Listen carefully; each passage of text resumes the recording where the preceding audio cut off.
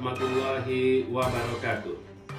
Saya Fahrudin Ritonga SHI MH, Ketua Mahkamah Syariah Kota Subul Salam, beserta keluarga besar Mahkamah Syariah Kota Subul Salam, mengucapkan Dirgahayu Bayangkara yang ke-75 Polres Subul Salam.